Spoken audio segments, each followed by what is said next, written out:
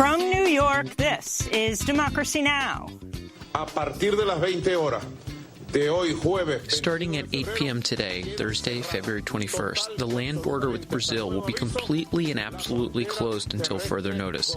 It is better to prevent than to regret, to take all the measures for the assurance and protection of our people. Venezuelan President Nicolas Maduro closes the border with Brazil in an escalating standoff over whether to allow U.S.-backed so-called humanitarian aid to enter Venezuela.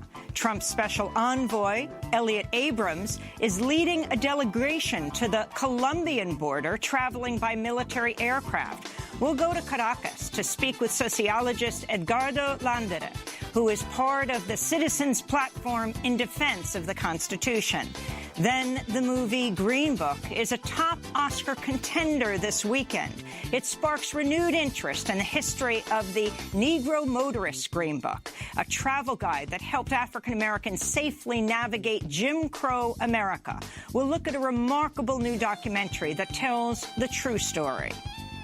Very bad things happen to African Americans going down a dark country road. There was a sense of apprehension. You could actually be lynched. Smithsonian Channel presents the real story behind the book. The Green Book was a way to understand how you could get from A to B safely.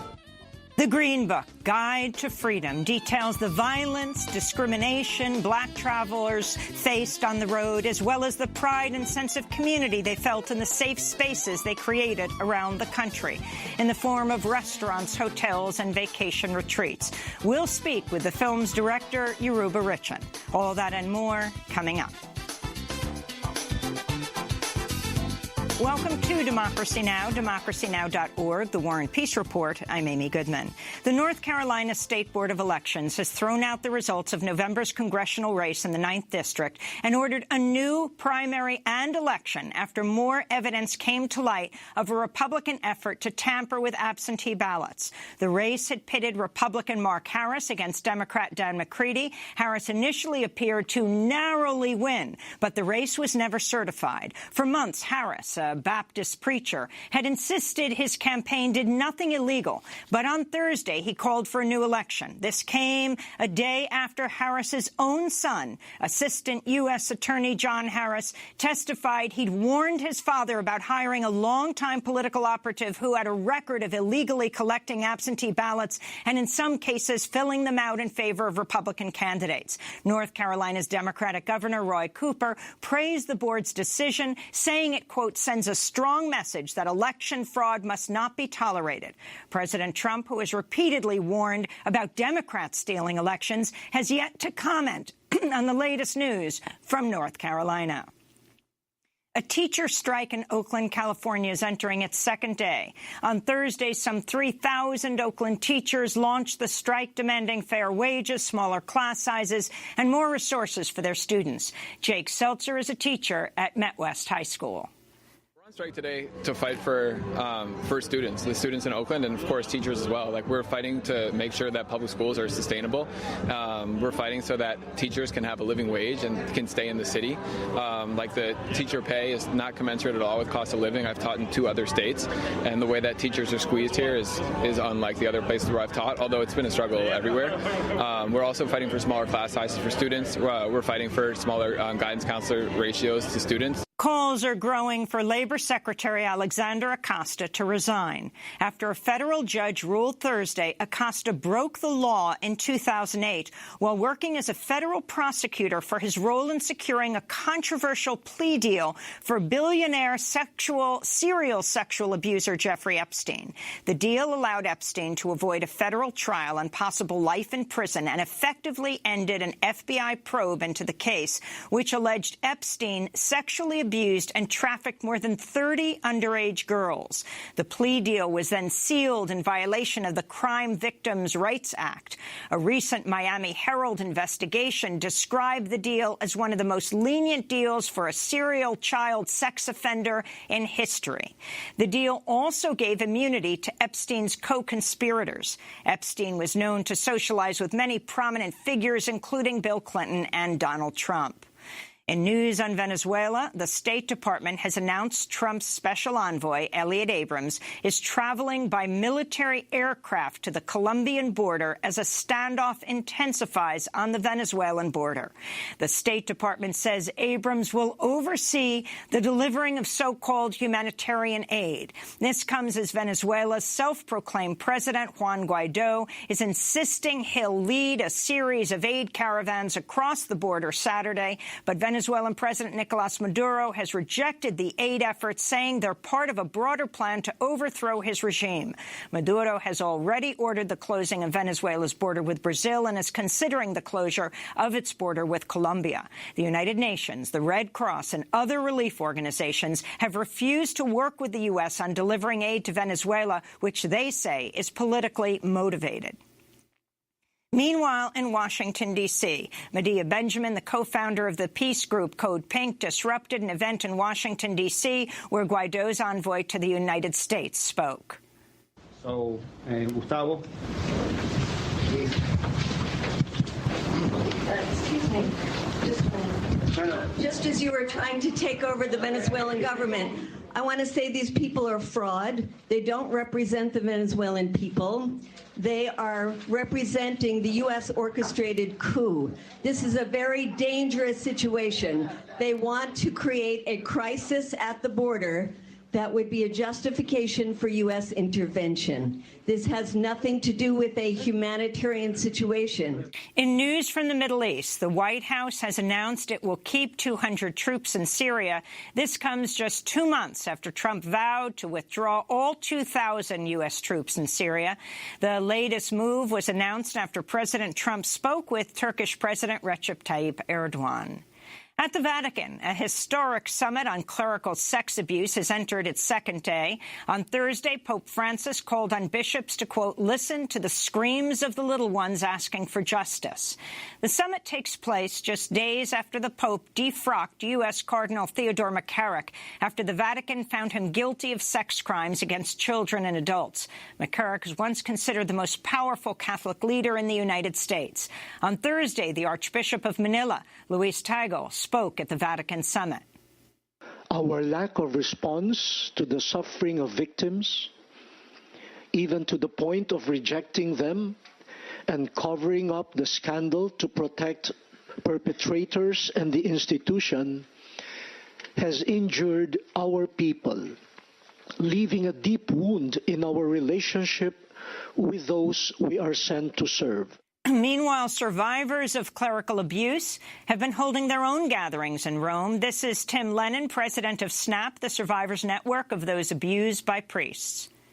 I was raped and abused by my parish priest when I was 12 years old. At the time, I froze, didn't say anything, didn't do anything. I was molested for several months and violently raped. I buried the memories for 30 years, or some memories, for 30 years. And it was only when other survivors, other advocates, stood in front of a church and said, there should be no more clergy abuse. And I said, that happened to me. And that was how my first realization of my abuse, that yes, this happened to me as well. More information has come to light about the white nationalist Coast Guard lieutenant who plotted to carry out a domestic terrorist attack. Investigators say Christopher Paul Hassan used his work computer at the Coast Guard to plan his attack. During the work time, he read the manifestos of mass killers and studied about how to carry out sniper attacks. At the time of his arrest, he had developed a hit list of prominent politicians and journalists and had stockpiled 15 guns and more than 1,000 rounds of ammunition. Robert Hur is U.S. Attorney for the District of Maryland.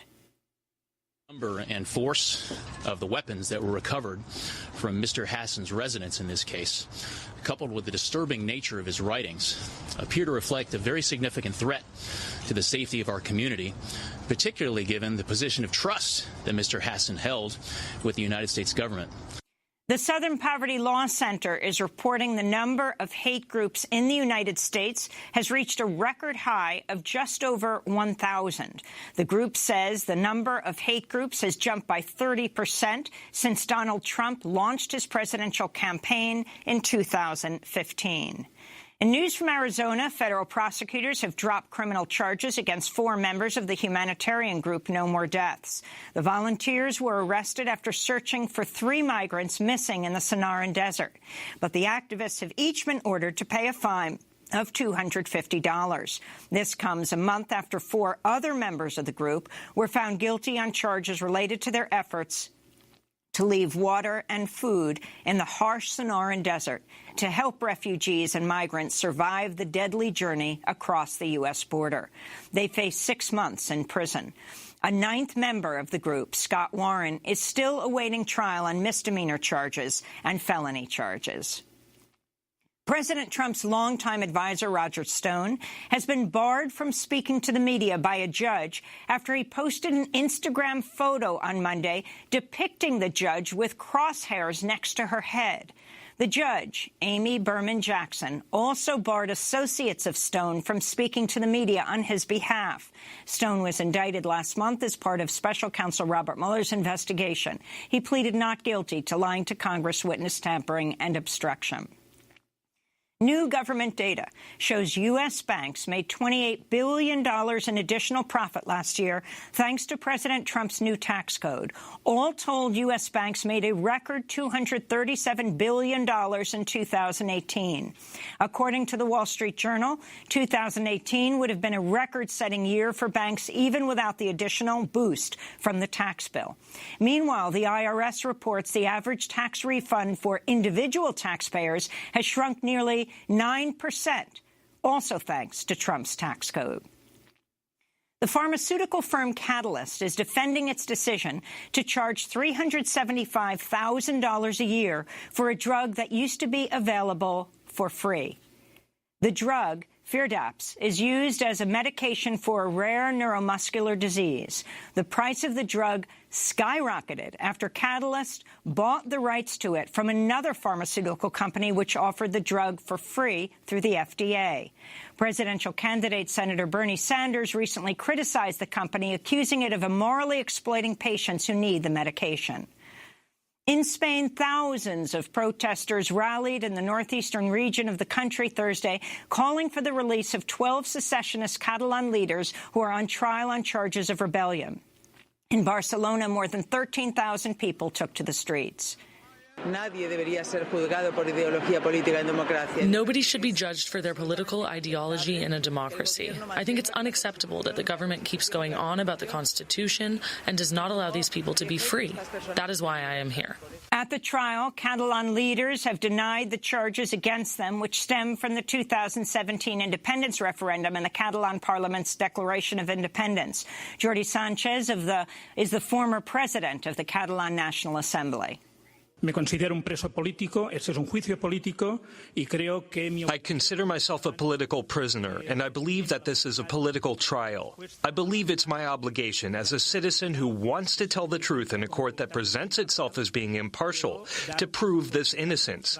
And I am convinced that everything I am accused of by the prosecution is absolutely false. In news from Latin America, Nicaraguan President Daniel Ortega has vowed to reopen talks with political opponents for the first time in 7 months. The umbrella opposition group, Civil Alliance for Justice, said it will take part in the talks. The group said a key demand will be the release of hundreds of government critics who have been jailed over the past year. Meanwhile, a Nicaraguan farm leader who helped organize protests against Ortega last year has been sentenced to 215 years in prison. Medardo Morena was convicted in December of terrorism, murder, and organized crime. And Haitian human rights groups are criticizing the Haitian government for letting 5 Americans leave the country before they were scheduled to go to court for possessing illegal weapons.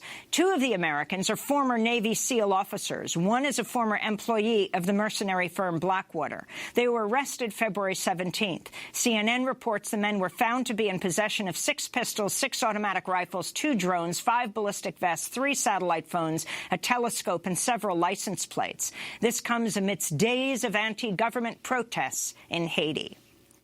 And those are some of the headlines. This is Democracy Now!, democracynow.org, The War and Peace Report. I'm Amy Goodman. We begin today's show in Venezuela, where a standoff is escalating as opposition leader and self-proclaimed President Juan Guaido claims he's preparing to deliver so-called humanitarian aid from the Colombian border Saturday. Venezuelan President Nicolas Maduro has rejected the plan, saying the effort is part of a broader attempt to overthrow his regime.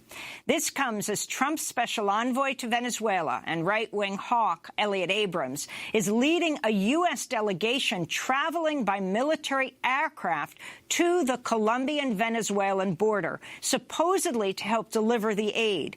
It's been 1 month since the U.S. recognized Guaido as Venezuela's new president in an attempt to oust Maduro from power. Since then, it's placed sweeping sanctions on Venezuela's state-run oil company and rejected calls for an international dialogue to resolve the crisis. The United Nations, the Red Cross, and other relief organizations have refused to work with the U.S. on delivering that aid to Venezuela, which these groups say is politically motivated. This is Venezuelan opposition leader Juan Guaido speaking to Fox Business. We will have a fantastic opportunity this Saturday to accept important humanitarian aid that the government in Venezuela has forbidden, and we have a fantastic example to pull our country out of this crisis. On Thursday, Venezuelan President Nicolas Maduro announced plans to close the border with Brazil and possibly also with Colombia, ahead of the Venezuelan opposition's plans to bring in the aid despite his objection. Starting at 8 p.m. today, Thursday, February 21st, the land border with Brazil will be completely and absolutely closed until further notice. It is better to prevent than to regret, to take all the measures for the assurance and protection of our people. I'm considering a complete closure of the border with Colombia. A prepared man is worth two. A prepared people is worth two. Tonight, the Venezuela-Colombia border will be the site of dueling concerts, one organized by the British billionaire Richard Branson, the other by the Venezuelan government. This comes as U.S. Vice President Mike Pence is scheduled to visit Colombia Monday to demand President Maduro step down. Pence will deliver remarks to the Lima Group. Mexico is the only country in the group of 14 nations that has refused to recognize Juan Guaido as Venezuela's new president. Meanwhile, in Washington, D.C., Medea Benjamin, the co-founder of the peace group Code Pink, disrupted an event there where Guaido's envoy to the United States spoke. So, Gustavo. Excuse me. Just as you were trying to take over the Venezuelan government, I want to say these people are fraud. They don't represent the Venezuelan people. They are representing the U.S. orchestrated coup. This is a very dangerous situation. They want to create a crisis at the border that would be a justification for U.S. intervention. This has nothing to do with a humanitarian situation. Indeed, for a humanitarian situation, the U.S. would lift the economic sanctions that have exacerbated the crisis. The issue at the border now is something that is politicizing humanitarian aid. That is why the Red Cross, the United Nations, and all the legitimate humanitarian groups have insisted that they will not touch this aid. What we need now is negotiations. These people here want to take Venezuela to a path of civil war and U.S. intervention. What the Venezuelan people need is negotiations mediated by Mexico. I'm almost finished. Mediated by Mexico, by the Uruguayans, and by the Vatican. So let's say that if you indeed care about the people of Venezuela, you will be calling for negotiations. You will not recognize these people who are willing pawns in a Trump-orchestrated coup d'etat. Thank you for listening to the Voice of Reason. That was Medea Benjamin interrupting the opposition Venezuela news conference in Washington, D.C. Well, for more, we go to Caracas, Venezuela, where we're joined by Edgardo Landera, a sociologist who's part of the Citizens Platform in Defense of the Constitution. Landera is a retired professor at the Central University of Venezuela. Because it's in Caracas, there is a long audio delay, so please bear with us. Edgardo Landera, welcome to Democracy Now! Can you describe the situation in the country right now and the effect of the pressure on the border?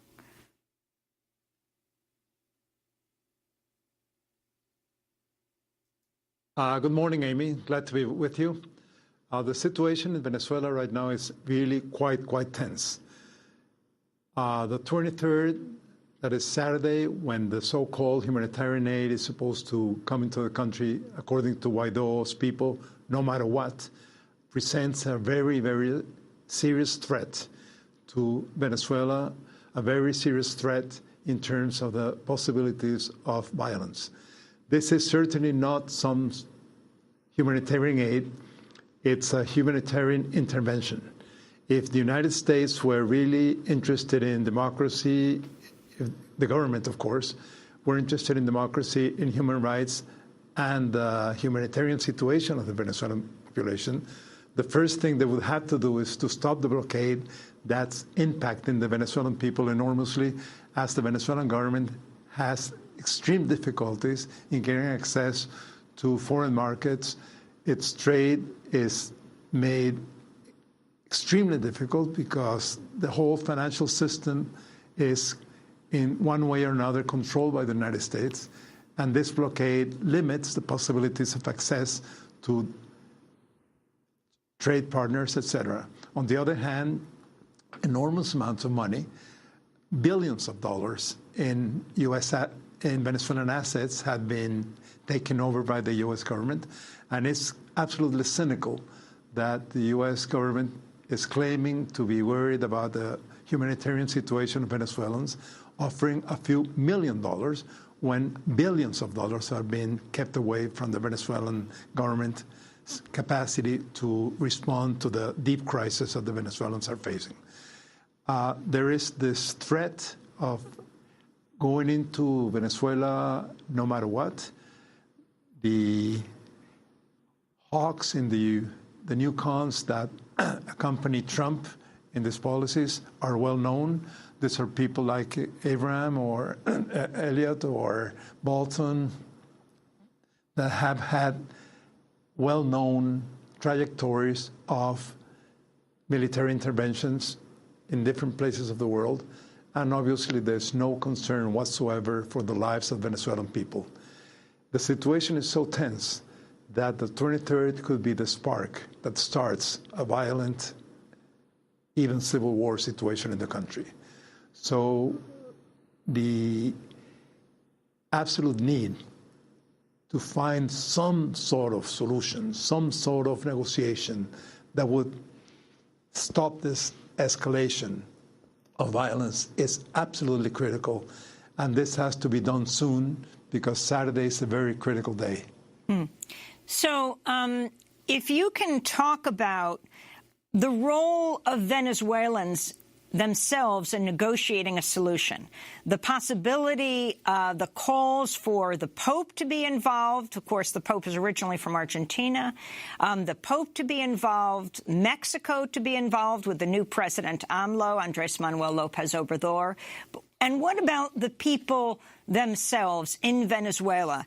Your group, what is Citizens Platform calling for?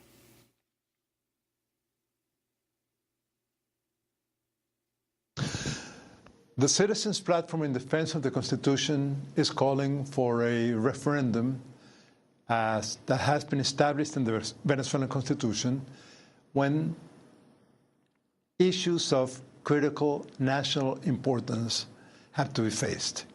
This is a situation where we face a deep constitutional crisis. We have a struggle between the National Assembly on one hand and the executive on the other hand. They don't recognize each other as legitimate. And as a consequence, there is this tug in which Politics is seen as an enemy-friend confrontation in which the purpose of policy is to destroy the enemy, to completely squash it. There's no will on either hand today to enter into some sort of agreement that would allow for the Venezuelan people to decide what they want their future to be. The Citizens Platform on Defense of the Constitution, as well as other groups, mainly from the left, but not only, have been arguing that we need this consultative referendum in order to have the Venezuelan people decide if they want to have new authorities overall in the country. That is, all the national powers, including the executive and the National Assembly. But that requires an agreement because we need a new National Electoral Council. The current Electoral Council is completely controlled by the government, and it's not trustworthy for the majority of the Venezuelan population. So we would need, as a first step, some basic agreement, a consensual National Electoral Council, and then this call for a referendum in which the Venezuelan people can actually give their own opinion and decide whether they want to keep the present authorities or if they want to completely renew the political system, not the structure of the system, but who's the president today, what's the assembly.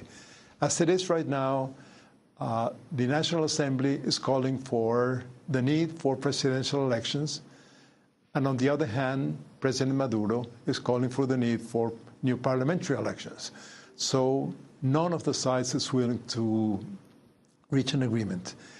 We would, of course, need some sort of accompaniment by some international actors, and as you mentioned, the possibilities of having the presidents of Uruguay, of Mexico, maybe the Secretary General of the United Nations, and the Pope would be extremely critical in terms of the possibility of reaching such an agreement.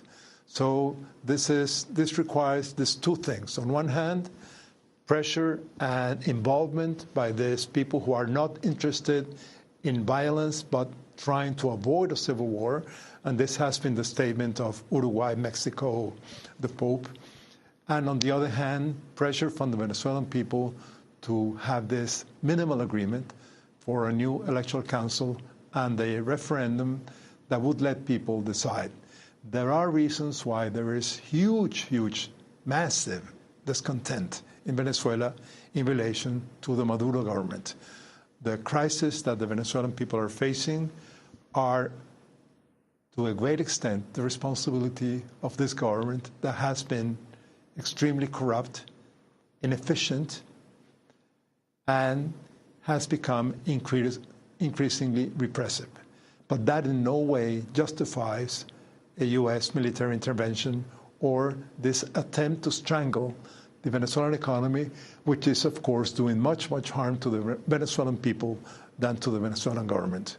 So in this situation where today I would say a majority of the people in Venezuela reject the Maduro government, and on the other hand, a great majority also reject U.S. intervention, we need a negotiation that opens the way for Venezuelans to decide by themselves. And this is the option of both this negotiation with some international backing on one hand and this referendum that we are calling for from the platform and other groups in Venezuela that think that the biggest threat for Venezuelans today is the threat of this escalation of violence, the possibility of a civil war, and the possibility that has been announced again and again of a military intervention by the United States government.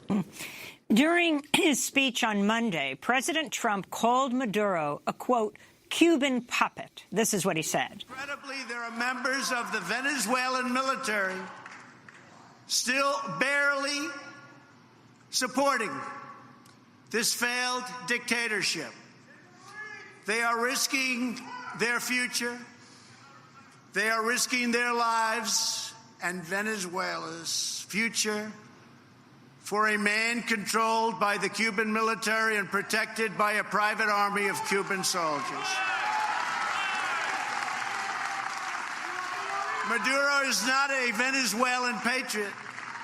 He is a Cuban puppet. That's what he is. During his speech on Monday, Trump laid out what he called a, quote, ugly alliance between Cuba and Venezuela.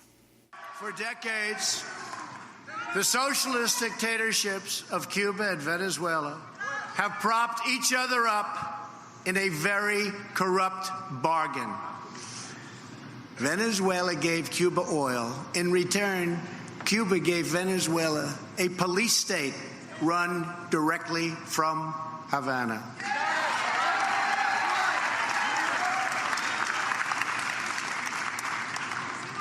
But this is a much different day, and those days are over. The ugly alliance between the two dictatorships is coming to a rapid end. That was President Trump speaking in Miami Monday. A new book out this week by former FBI Deputy Director Andrew McCabe reveals Trump privately discussed going to war with Venezuela in 2017. McCabe writes, quote, then the president talked about Venezuela. That's the country we should be going to war with, he said. They have all that oil, and they're right on our back door. So, Edgardo Landera, as you speak to us from Caracas, can you respond to what exactly the U.S. is doing, who Guaido is, and this issue of humanitarian aid, the concerns of many? You have a plane that's been flying in back and forth, or planes from a company in North Carolina, apparently about 40 flights. The Venezuelan government found weapons stash, perhaps from one of those flights. It's a company that has previously worked with the CIA. The fact that the United Nations and the Red Cross have both said they won't work on this so-called humanitarian aid because it is politically motivated, and that is not humanitarian aid. What you think will be happening on the border with Elliot Abrams being flown in by military transport with his delegation to the Colombia-Venezuelan border, and the significance of Maduro closing the Brazil-Venezuela border and considering closing this border, the Colombia-Venezuela border.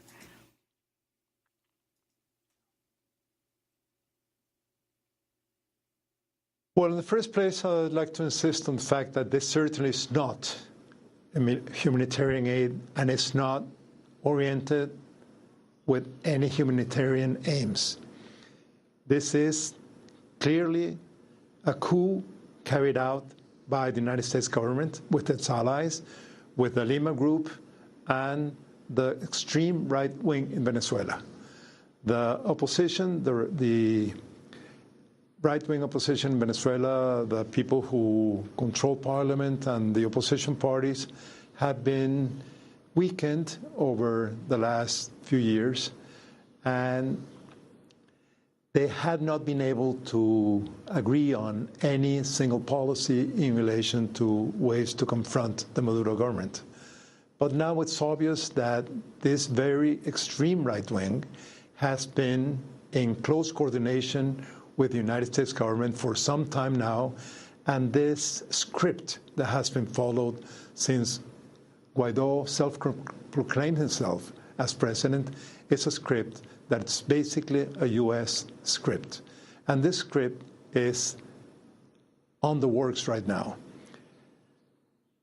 There's no concern about the situation of the Venezuelan population because, as I said before, if you take away billions from the capacity of the government in Venezuela to respond to the needs for medicine and food on one hand, and you offer a few $1 million in food and medicine on the Colombian border, there's no proportion whatsoever, and it's clear that the purpose is not to respond to the situation of the Venezuelan population, but to create a conflict in the border. As people have been called by Guaido and his people to concentrate at the border, and this concert has been organized on the Colombian side of the government, this could lead to a confrontation between the two sides. The Venezuelan government has announced that it might close the border. It hasn't been decided yet, but the possibility of the closing of the border means that, as there is now, there's Venezuelan military presence in this side of the border, and there's obviously all sorts of paramilitary groups, CIA representatives, members of the armed forces of Colombia on the other side, and anything could spark some violence that could lead to the beginning of a confrontation. I don't think that Saturday will be the day in which a great confrontation will start, but it's a possibility that it could be the spark that could lead to increased violence and the possibility of a civil war. So we have to confront this supposedly humanitarian aid, which is not humanitarian aid, it's just direct intervention in order to have regime change, which has been the purpose of the Trump government from the very beginning. And we know what regime change has meant in other places. We know the experience of regime change in Libya. We know the experience of regime change in Iraq. We know what the people in Syria are facing today as a consequence of this imperial attempts to have regime change. So there's no possibility that this so-called humanitarian aid will make any positive contribution to the Venezuelan situation. It's just going to make it worse. And because it's deepening the crisis in terms of medicine and food for the Venezuelan people on one hand, it's increasing the likelihood of an escalation of violence, and it's opening up the doors to the possibility of a civil war. So the need for some sort of negotiation, for putting a stop to this escalation, and to put the blame on one hand on Maduro's responsibility for having, throughout this 6 years of government, created such an incredible collapse of the Venezuelan economy. Today, the economy is half of what it used to be when Maduro came to power. And this is basically the government's responsibility. U.S. sanctions against Venezuela, Trump's sanctions against Venezuela started a year and a half ago, around mid-2017. But the crisis came from way before. U.S. sanctions have deepened the crisis, but they are not the main cause of the crisis. The main cause of the crisis is ineptitude and massive corruption by the Maduro government. So we in Venezuela are faced with these two evils, with these two confronting enemies that have the Venezuelan people in between, paying for their own ineptitude, for their own violence, for their own political purpose, which are not the purposes of the Venezuelan population. We need to have some sort of pressure on the U.S. government to stop this level of intervention, this threat of military intervention, and we have to call on the Maduro government to be willing to open up a negotiation, because there are a lot of reasons why people in Venezuela don't really trust Maduro when he calls about his willingness to negotiate, because he always says the same thing. But when negotiations are always carried out, they are negotiations in which he has not been willing to do anything. He hasn't been willing to cede on any one basic issue. Edgardo Landera, I want to thank you for being with us. Edgardo is a sociologist speaking to us from Caracas, Venezuela, where he's part of the Citizens Platform in Defense of the Constitution, a retired professor at Central University of Venezuela. This is Democracy Now! When we come back, Green Book, a guide to freedom. Stay with us. Clavelito colorado, que de la mata cayó clavelito. Todo todo lleno de rocío, como te cogiera yo, clavelito, clavelito, clavelito.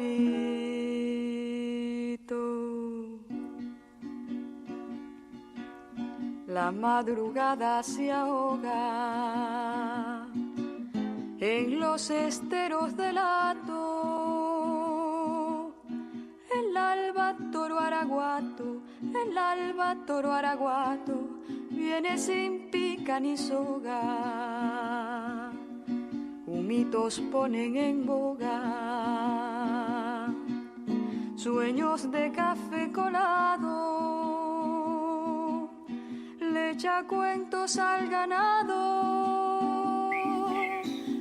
Lilia Vera performing Clavelita, Colorado. This is Democracy Now! I'm Amy Goodman. The Academy Awards take place Sunday.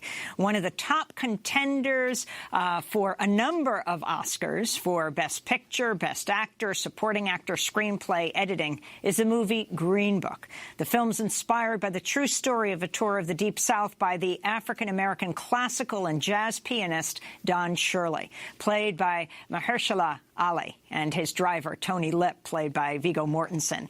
The movie has renewed interest in the history of the Negro motorist Green Book. And today we look at a remarkable new documentary that offers a real look at the history of a travel guide that helped African Americans safely navigate Jim Crow America. It details the violence, the insults, the discrimination Black travelers faced on the road, as well as the pride and sense of community they felt in the safe spaces they created around the country, in the form of restaurants, hotels, and vacation retreats. The film is called The Green Book, Guide to Freedom. This is the trailer. Very bad things happened to African Americans going down a dark country road. There was a sense of apprehension. You could actually be lynched. Smithsonian Channel presents the real story behind the book. The Green Book was a way to understand how you could get from A to B safely. That became a roadmap. Right when you open up, it says, know your rights, and it goes state by state. For some of the most significant people, successful businesses, and most important political milestones of the 20th century. Owning an automobile was a big deal. Having a car meant something, meant that you had a ride. Regular people populating something called middle class. There were all kinds of businesses listed, just what you would find in a AAA guide, but also very telling in terms of how many areas of Black people were shut out of. It uncovers the hidden truth about the African American community. It allows us to really just simply embrace the genius of us. The Negro Traveler's Green Book. The guide to travel and vacations. Travel-wise people, carry your Green Book with you. You may need it. That's the trailer for The Green Book, Guide to Freedom. The film premieres Monday on the Smithsonian Channel. For more, we're joined here in our New York studio by its writer and director, Yoruba Richin, a professor in the documentary program in the Newmark Graduate School of Journalism at CUNY. She also happens to be a former Democracy Now! Producer. It's great to have you back here, Yoruba. It's great to be here. Congratulations on this film. Thank you. Talk about the history and what inspired you to do this film. So, let's see. There's so much history within the pages of The Green Book. The Green Book was first published in 1936 by a man named Victor Hugo Green. He was a postal worker based in Harlem, and he had the idea for the book because of a Jewish friend of his had a guide for the Catskills, for Jewish families where they could go in the Catskills. And he looked at that and he said, hey, this would be a great idea. This is something that the Black community needs. He also was married to a woman named Alma who lived in Virginia, and they would travel down to Virginia. And he, experienced all the things that African Americans experienced at that time in terms of traveling. And so he created the Green Book. You narrate this film, so I want to go back to the film as you describe and show this history of the Green Book. Victor Green was a postal worker from Harlem, New York, one of the fastest-growing African-American communities in the country. But even in his own neighborhood, African Americans were unwelcome at many hotels and other establishments. And at Harlem's famed nightclubs such as the Cotton Club, where top black entertainers like Lena Horne and Duke Ellington packed the house every night, blacks were not allowed to sit in the audience. In 1936, Green created and published the first Negro Motorist Green Book, which listed businesses where black customers were welcome. The idea of the Green Book is to give the Negro traveler information that will keep him from running into difficulties, embarrassments, and to make his trips more enjoyable. The Green Book started out only listing locations in New York, mainly in Harlem. Two of the most prominent were the Hotel Teresa and the YMCA, which served as one of Harlem's most important recreational and cultural centers. During the 1930s, dancers from the Cotton Club rehearsed at the YMCA. And many famous luminaries such as writer Langston Hughes and boxer Joe Louis stayed there. But the Green Book would soon outgrow Harlem. And by the time it ended publication, it had become more than just a travel guide. It had become a roadmap to some of the most significant people, successful businesses, and most important political milestones of the 20th century. It's important to have everyone in this nation examine the significance of the Green Book. If you don't see the history, if you don't see where it was, how can you say it happened? Eventually, the Green Book would list more than 9,500 places between its pages. Today, only about a third of those sites are still standing. We need to find those places, and we need to see them, and we need to revere what they meant, because they made all of the difference to our survival. Carry your Green Book with you. You may need it.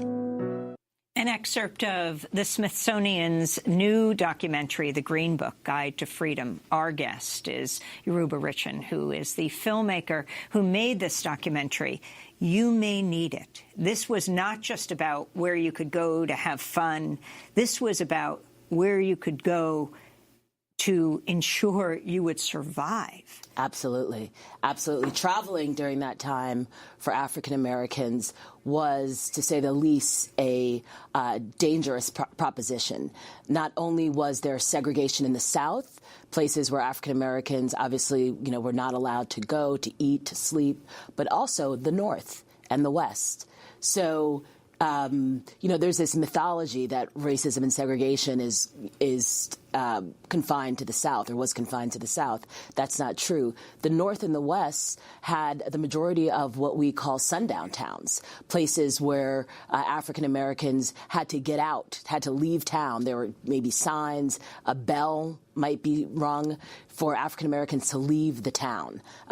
They were not welcome, and there was the potential for violence. After midnight. In the daytime, they could work Yes, they could work there, and then they had to leave.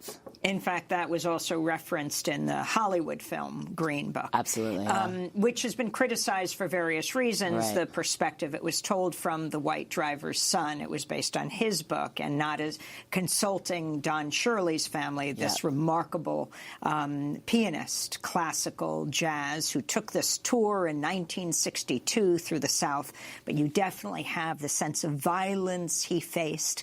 And his going to, we'll talk about in the Hollywood film, the places he went to versus, all the places that are documented in the Green Book. Yeah, I mean, that was one of the most frustrating parts for me and for many people watching the Hollywood film, is that the film is called The Green Book. The Green Book is only a small part of the film, but the places that they went to were really not nice places. They were dumpy. Yeah, they were dumps. And that's not what was in the Green Book. That's not the extent. The Green Book had 9,500 listings over the period of 30 some odd years. And, one one of those places was the Gaston Motel, the finest motel, Negro motel in the country. So that was a real misrepresentation. And the other thing... In fact, we were just in Birmingham this weekend, the Gaston Hotel not far from the Birmingham Civil Rights Institute, and they're talking about now renovating it and preserving it. Yep, absolutely. It's really exciting. The other thing the film did was that the driver and Dr. Shirley only used the film, the book in the South. So when they were in the North and in the West, you didn't see them using the book. And then when they get to the South is when they use the book. And as I said before, that's not true. I mean, these listings were all over because African Americans had to navigate those dangerous roads all over the country. We're going to break. And when we come back, we're going to talk about some of these places like Idlewild and also talk about the role of Esso, the oil company. Yoruba Richin is the writer and director of The Green Book, Guide to Freedom, which will be premiering on Smithsonian Channel on Monday. Stay with us. Ride on to your freedom. Make the northern state your home. Rode into street food where we were supposed to eat. And when I got my sandwich, I had to eat it on the street. Ride on. Blues and a red, ride on. Ride on to your freedom. Make the northern state your home.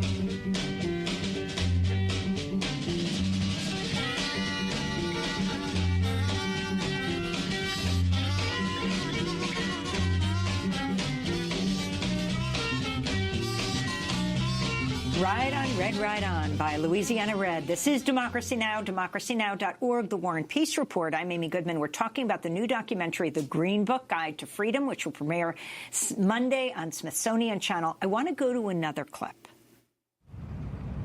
One black resort in Northwest Michigan would become legendary, Idlewild. My dad was a lawyer in Detroit. And he purchased land when I was 7 and built this house. So I've been here since I was 7 years old, and now I'll be 78. This was a place that you were free to bike, we were free to swim, we were free to just visit with each other and have a wonderful time. And we would ride every morning. And then come home and have lunch, and then go to the beach in the afternoon. You met your friends, you played cards, you swam, and you had fun for the afternoon until the 6 o'clock whistle. And then you had to come home. During its heyday in the 1950s, Idlewild was one of the largest resort communities in the Midwest. The beating heart of Idlewild's booming nightlife was the Flamingo Club, owned by developer Phil Giles. First it was a bar and a patio. Then he added the club part. Then that's when it became the Flamingo Club. And he really put Idlewild on the map. It was just nothing but people. Nothing but people.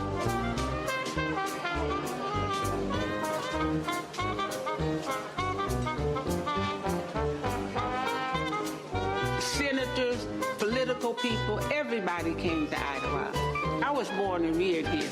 I'm 81 years old. So those were my mentors. The ladies were so glamorous and they dressed so glamorous and the men were, to die for. This place was so full all the time. They'd run out of spaces to live, accommodations, no hotel rooms, nothing left. They would take their baths in the lake and then change and dress out of their cars. But they wasn't going to leave Idlewild. World-famous performers entertained the visitors to the resort. Among them, Louis Armstrong and Dinah Washington. They were singing and jamming on the inside. I was their waitress. Sarah Vaughan was my lady. And I waited on it, and when I carried her change, she had gave me a $100 bill. She said, "Keep the change, darling." A clip from The Green Book, Guide to Freedom, premiering Monday on Smithsonian Channel, Idlewild, the significance, the dignity of it, and how it stands today. I'm so happy you played that clip, Amy. That's one of my favorite parts of the film, that we got to show this community, and there are many communities like it all over the country, where African Americans developed this community for themselves to have vacation and relax in safety and a safe haven. That's what everybody said when we went up there and filmed. And let's be clear, this is the North. This is the North. This is in Northwest Michigan, Upper Michigan, and it's such a beautiful place. The history is amazing.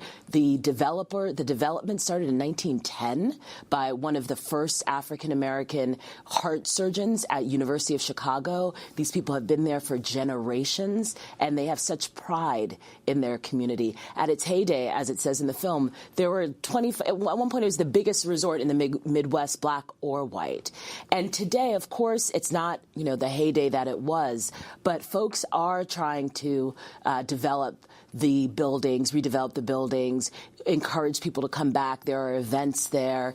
And as one of the characters, one of the subjects says in the film, the soil is so rich. You really feel it when you're there. And you're going to be having a showing in Detroit. That's right. We are screening in Detroit on Monday night, the night of the broadcast. So I'm really excited. We have somebody from Idlewild who's going to be on our panel, Jamon Jordan, who's in the clip. So it's going to be great. I wanted to turn to the 1949 edition of the Negro Motorist Green Book. On the cover, it says, "Carry your Green Book with you. You may need it."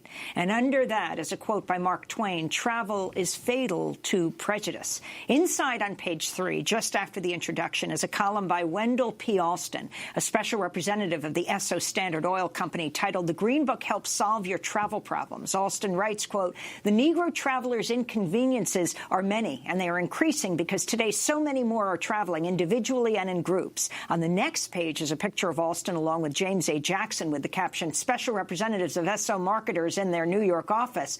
Talk about the role of Esso and these two African-American men in the Green Book. Absolutely. That was one of the most interesting discoveries that we had in making this film. Esso gas station, which was Standard Oil, owned by Standard Oil, which was owned by Rockefeller, had a very early program to promote to African Americans, and not only that, but to hire African American scientists and chemists. He was married to a woman named Spelman. Her last name was Spelman. They come from a long line of abolitionists. Spelman College, the HBCU in Atlanta, was created by their family. So there was a history of this corporate behemoth working with the African-American community. And they distributed the Green Book at their Esso gas stations. And that is how one of the ways that the Green Book was able to, be so widely distributed and so popular. You also talk about the women entrepreneurs. Absolutely. The women, the stories that we were finding and that we were coming upon, so many of them were women-owned businesses. And at one point, I start looking through the pages of the Green Book. They're all online. The Schomburg has them all online, so anybody can look up their town to see what's listed. But there are all these pictures of women owners, of women business owners. They had sent in their pictures. They were advertising in it, and everything from restaurants and motels and hotels.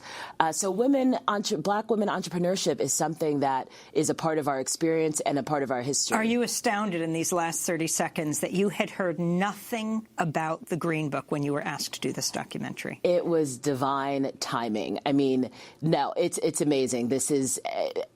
What I am also very excited about is that the fiction film has given visibility to this piece, and hopefully people will, their interest will be piqued by the fiction film, no matter what happens on Sunday night, and then they will come and watch this documentary. So the Oscars Sunday night, and your film, The Green Book, Guide to Freedom, will premiere on Monday night on Smithsonian Channel. Yoruba Richan, director and writer of The Green Book, Guide to Freedom, professor in the documentary program in the Newmark Graduate School of Journalism. journalism at CUNY. That does it for our show. Democracy Now! Is currently accepting applications for full-time one-year paid news fellowship. Details at democracynow.org. Democracy Now! Produced by Mike Burke, Dina Guzder, Nermeen Sheikh, Carla Wills, Tammy Warrenoff, Sam Alcoff, John Hamilton, Rabbi Karen, Hani Massoud. Special thanks to Miriam Barnard, Julie Crosby. I'm Amy Goodman. Thanks so much for joining us.